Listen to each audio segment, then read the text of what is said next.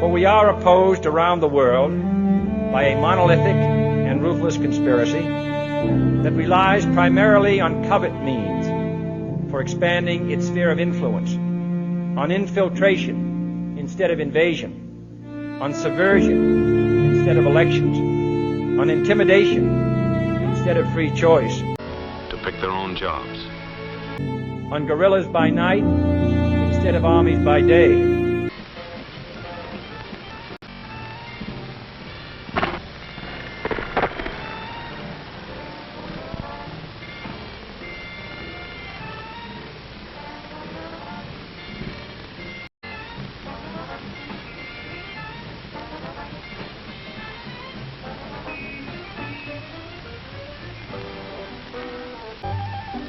There's a good old-fashioned word for people like us. We call them suckers.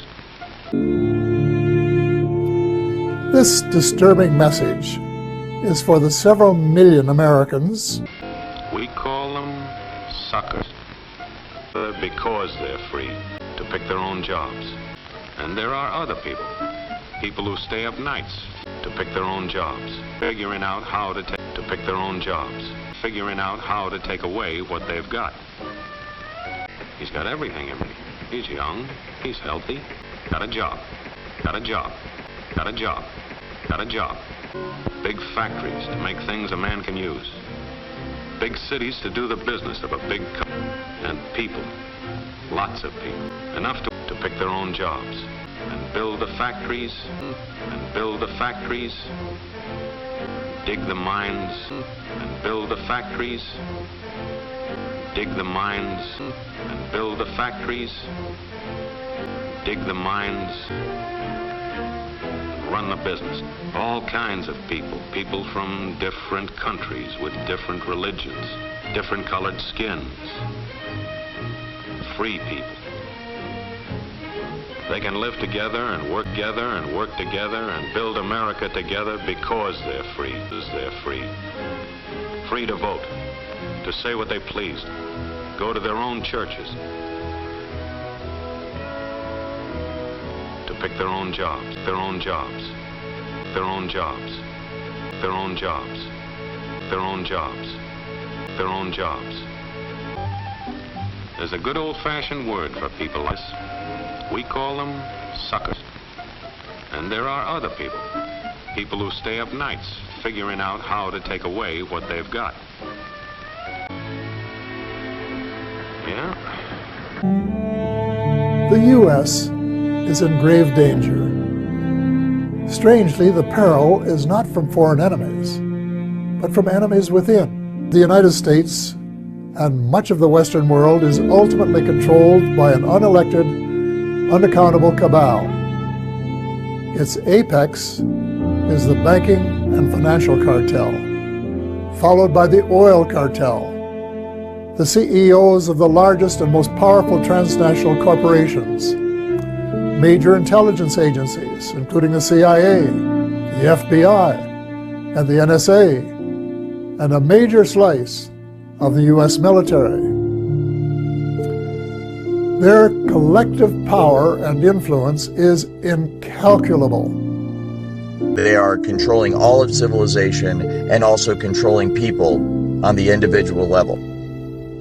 There are now entire cities in America that are nothing more but a massive social engineering experiment. There are field effects where they will not direct this technology at an individual, but create a general field of frequency in a geographical area so that everybody that within that geographical area is feeling the effects of the technology. It's more of a general application of the technology instead of an individual specific application of the technology. And I have seen this done, and it is remarkable how effective it is, because you will walk down the street of Seattle and literally see people all in a bad mood, all at the same time, and they do not know each other. And then you go over a block or two to a different office building, and you walk in, and the exact same thing's going on there. It's very, very concerning. So within that, then, that overall bubble or area of frequency where everybody, let's say, is in a bad mood, they can still inject what would be a individual-specific frequency to the targeted individual themselves. Let's say the homeless person in Seattle that's being experimented on 24 hours a day. So they will be under the influence of the general agitated mood or bad mood that everybody else is in, and then they can more further be manipulated by the frequency that's being directed solely at them. Maybe more than any other city, Seattle, Washington seems to represent what America is becoming. Amazon, Microsoft, Starbucks are all based in the city or its suburbs. Jeff Bezos, the richest man in the world, lives there. But along with unfathomable wealth, there is also desperate poverty and widespread degradation. Seattle's homeless population is surging. The city is suffocating under garbage produced by hundreds of homeless camps. A local news broadcast recently grabbed national headlines by warning that Seattle is dying. The city becomes unlivable for regular families. Do you think drugs are one of the primary drivers of homelessness?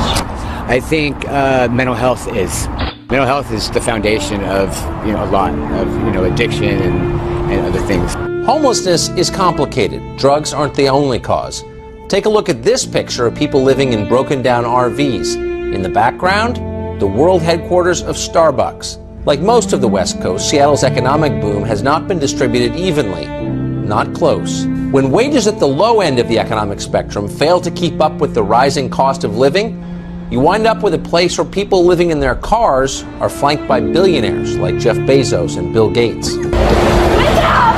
So what causes homelessness? Everything that's done by this program is meant to have a psychological effect, and the psychological effect is meant to complement the effect that the technology is having on the individual, so that they are brought to a place in their life where they're isolated, they're broke, they're unemployed, they have no family, they have no friends, and nobody in the general public can track or trace anything that's being done to them because the technology is remote and it's wireless, and there's usually no physical signs left on the individual that anything is being done to them. City elites have launched a coordinated information campaign targeted at voters frustrated with the city's response to homelessness.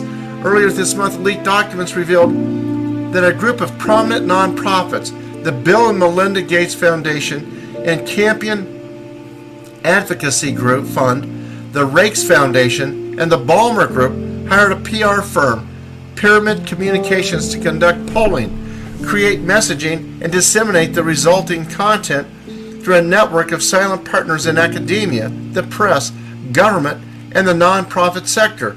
The campaign, hashtag Seattle for All, is a case study in what writer James Lindsay calls idea laundering. It's a very real risk that you are going to become a full-blown 24/7 targeted individual. And this technology at that point, when it is nationwide, will be used by automated computer, supercomputer software programming that will manipulate the emotions and the behavior and the thoughts of everybody in the United States of America. And it can all be done remotely. It's very much like the microchip kind of tracking the New World Order, this entire, control grid that's supposed to be rolled out against the American people someday. And I'm here to tell you that it's already here.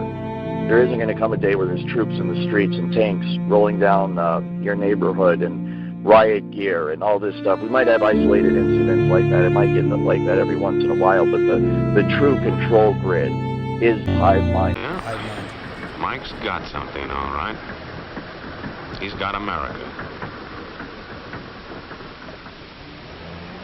But there are guys who stay up nights figuring out how to take that away from him.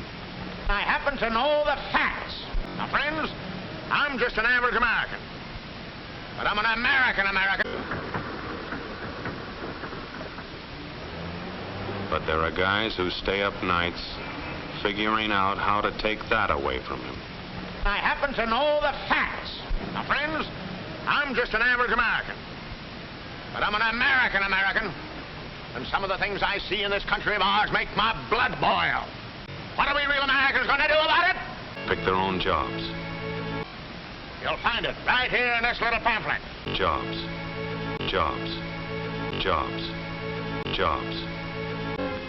Freedom to pick their own jobs. Makes pretty good sense to me. And I tell you, friends, we'll never be able to call this country our own until it's a country without. Without what? Yeah, without what? Jobs. You know these people. What's wrong with the jobs? These are the people who are trying to take over our country. Now you know them. You know what they stand for. Jobs. And it's up to you and me to fight them. Fight them and destroy them before they destroy us. Thank you. You see, they knew that they were not strong enough to conquer a unified country. So they split Germany into small groups. They used prejudice as a practical weapon to cripple the nation. Of course, that was not easy to do. They had to work hard to do it. Jobs. Jobs. You see, we human beings are not born with jobs. Always they are made for us. Made by someone who wants something. Remember that when you hear this kind of talk. Somebody is going to get something out of it. And it isn't going to be you. This is not classroom theory. I saw it happen. The Nazi Party will provide land for the farmer, work for the worker. Jobs, jobs, jobs, jobs, jobs, jobs, jobs, jobs, jobs, jobs, jobs, jobs, jobs.